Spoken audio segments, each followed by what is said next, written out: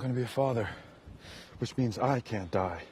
But because of you, we're stuck in a war zone. We are going to spoil The Last of Us the game in this conversation. So, like, what that means is you should assume there'll be spoilers for The Last of Us the game, and that we will go beyond what is in the show. And so, if you don't want to know what happens in the future of the game or the show, you should stop listening right now. So, you have been warned. We will spoil the game for The Last of Us if you continue listening. All right. But Patrick, I am curious. Like, now that the season has had more time to marinate in people's minds, if you've had any more thoughts on the end of The Last of Us, we were pretty harsh on it in our review of the finale. I'm curious. Like, now that you've seen people's reactions, did your wife have a chance to watch it? Like, what was her reaction? I'm really curious. Like, where things are there.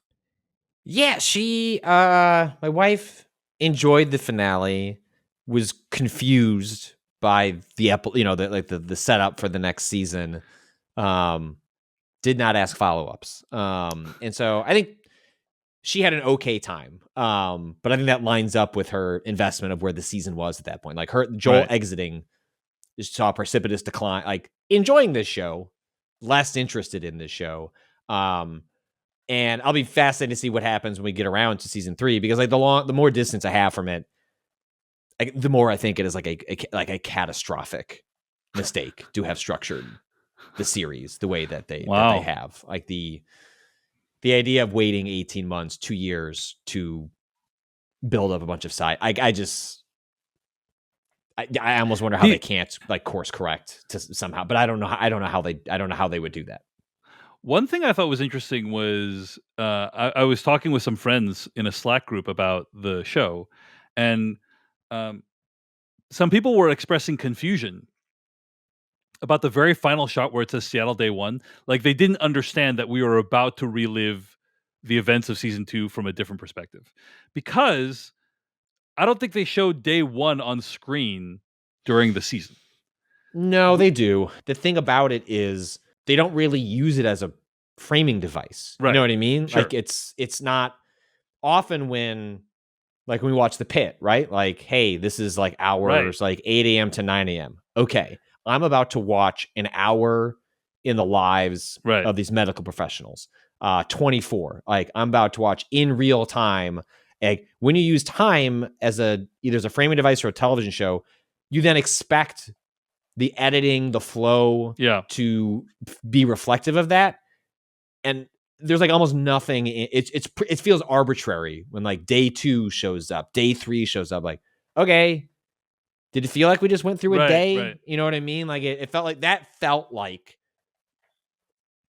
like a remnant of the video game translated to the show in a way that did not justify its existence. Like, if you take away Day 1, Day 2, Day 3 from the second season of The Last of Us, does that make any impact on how you view that show? Like, no, which means it's a failure to use it as a framing device to like set up the audience in some way. And it really only exists to be like the Abby stuff. But I don't think that lands particularly well because they didn't use it as an effective framing device. Like, it doesn't. My wife did actually have that question. She's like, I don't understand what. It's not. I don't understand what they're setting up. I think a lot of people didn't grasp. So first of all, you are correct. Day 1 is shown on screen, but it's like there for like 3 seconds. Yeah, you forgot, which is only justifies my point. Right.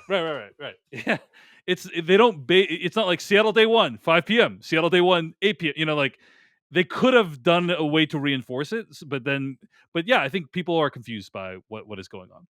And I would agree with you that we discussed this in our bonus episode, but when you're playing the game, you play the game for a few hours, and then now you're Abby, and then you keep playing, and you could finish that. You could finish the Last of Us video game in a week.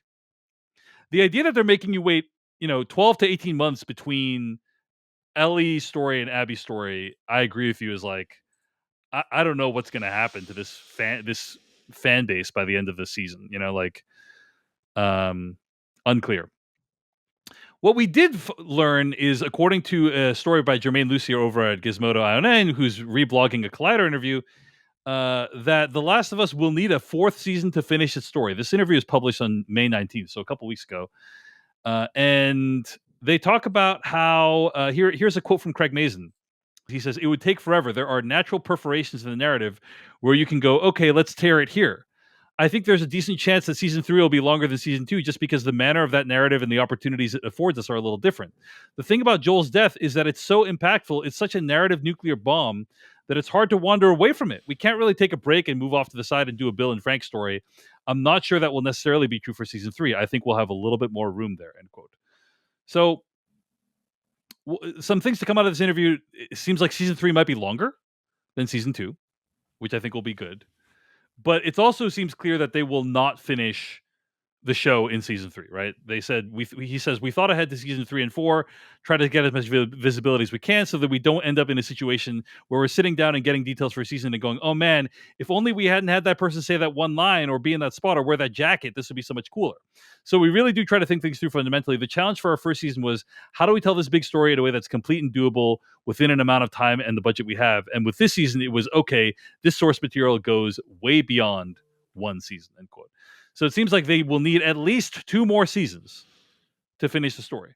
I mean, my presumption is that season 3 ends with Ellie choosing to go after Abby again, and that season 4 sets up the whole Santa Barbara arc that is the sort of conclusion to Last of Us Part 2. Now, Santa Barbara in the game is like a fraction of the time of the other plots, right? So it seems like they would probably need to stretch the Santa Barbara arc out, right? Like the Abby storyline is about equally lengthy as the Ellie stuff. So it's like, okay, let's say next season is the Abby storyline. It's Abby's experiencing the same events as we just experienced in season 2. And then the following season is going to be Santa Barbara, and it's like, but that was mostly like an epilogue. That's almost like an epilogue. I mean, yes, very consequential stuff happens in the game, but like, it's very short compared to the other sections. Yeah. So we think season 4 they're just going to like expand that out. But can you imagine, Patrick, a season 4 of this show just being Santa Barbara? Like that feels pretty thin to me. You know what I mean? Like that's what I mean. Like, but I'm starting to think about like what are the natural endpoints that you would leave this like these seasons on. Also, it's like so. See, like they're gonna end the season, like, and now I'm going after Abby again. It was like that sounds. It's like we literally just did that. We just did that. Like that was my reaction when we played the game too. By the way, but yeah, right. And so that it's just maybe they've concocted a different, But we were right.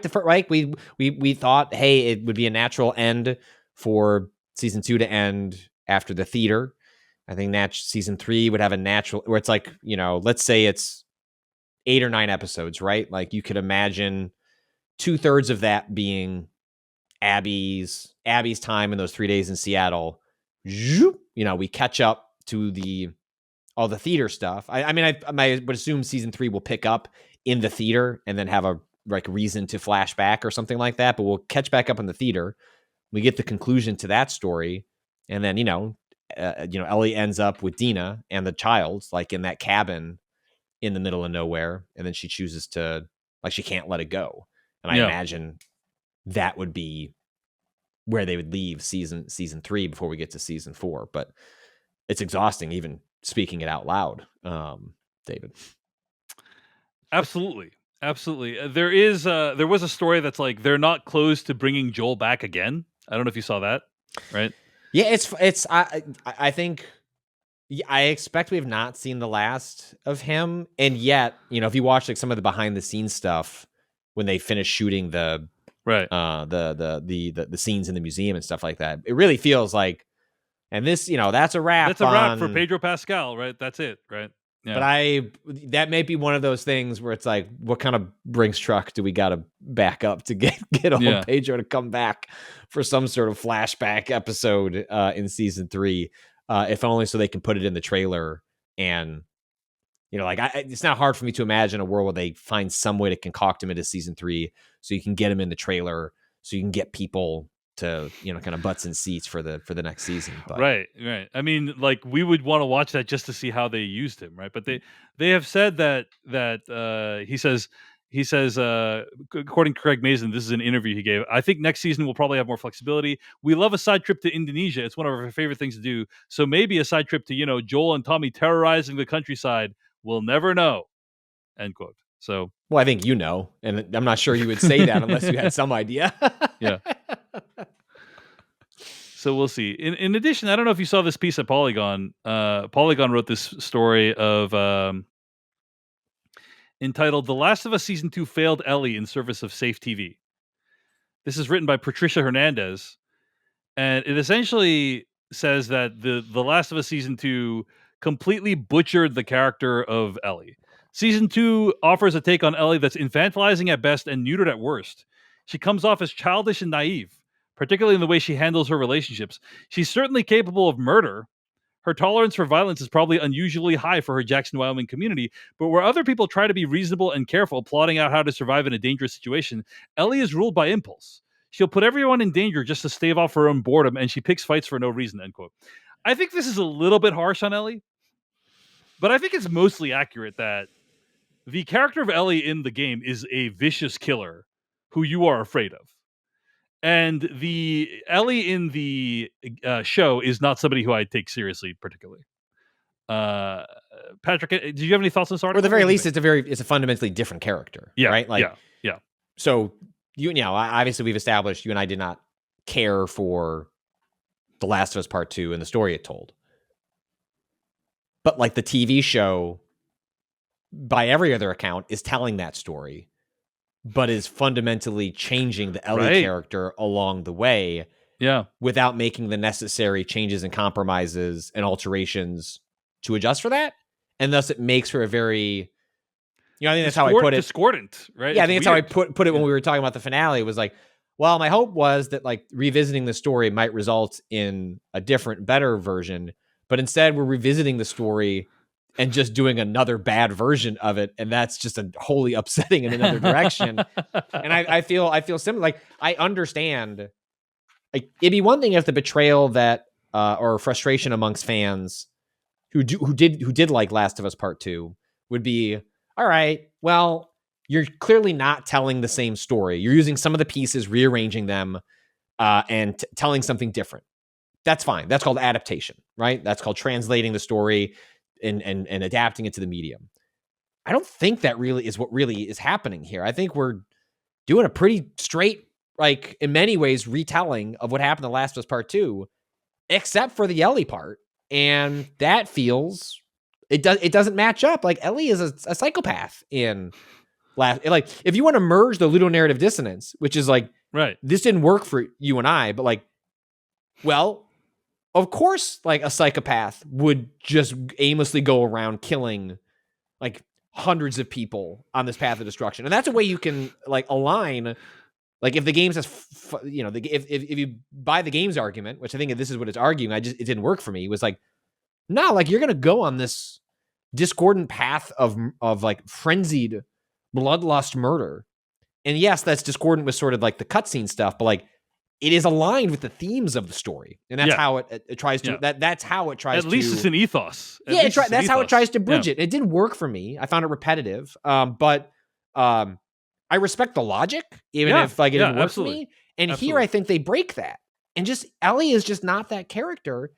And now we're going to spend a whole, like, it's not like, okay, well, next season, they're going to develop her further. It up. No, she's like, she's gone. She's going to be gone. We're not going to see her for like 5 episodes, probably. Yeah, Bella Ramsey has said like, there's only so much I can say about next season, but like, I do expect to be in far less of it. So it's like, that more or less confirms like, at least half the season, I expect her to be off screen. And when we revisit her, there's not going to be much time, or it's going to feel weird that like, now she's a psychopath. Like it's just they made their bed, they're lying in it. And unfortunately, I think they're going to want to get in a different bed. I just don't think there's going to be the time for, unless all that happens in Santa Barbara, right? Like is that where like the events of season 2 and 3 crack Ellie, like this person who feels sympathy for the people she is killing along the way to get justice for Joel.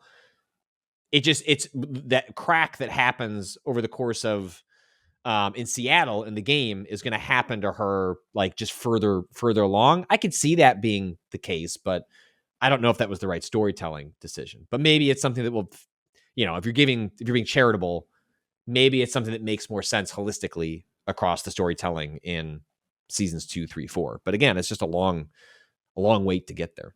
Yeah, indeed. My favorite reference in this Polygon article is this quote at the 2025 DICE Summit. Neil Druckmann shared a conversation he had with his series co-star Pedro Pascal, who is getting frustrated with Druckmann's directing on the show. As Druckmann recalls, Pascal asked him, "Do you like art?" Do you like art? Good question. I don't know what that means. Like, I need more context on that conversation. It's interesting. I just don't know what that means. All right, let me read the full quote from the interview. One time I gave some direction to Pedro Pascal, dropping names. I think he was frustrated by my direction. He started joking. He said, "Do you like art?" I got a little defensive. "Yeah, do you like art?" And he said without missing a beat, "It's the reason I wake up in the morning. It's why I live and breathe." To me, that's why I do it. It's hard to describe. I'm going on so many tangents, blah, blah, blah, blah, blah. So anyway, yeah. I mean, it sounds like it was joking, although maybe not. Yeah, I don't know. But Patrick, I think at the end of the season of The Last of Us Season 2, a part of me is asking, do you like art? And it's not to you, it's to the creators of the show. So, hey everyone, David Chen here. Thank you so much for watching that video from Decoding TV. If you want to get an audio version of the show, all you got to do is go to podcast.decodingtv.com. And if you want to support what we do, get ad-free episodes of the podcast and also bonus episodes of the podcast, go to decodingtv.com and become a paid member. Of course, you can also like and subscribe for more. We appreciate it. Thanks. See you later.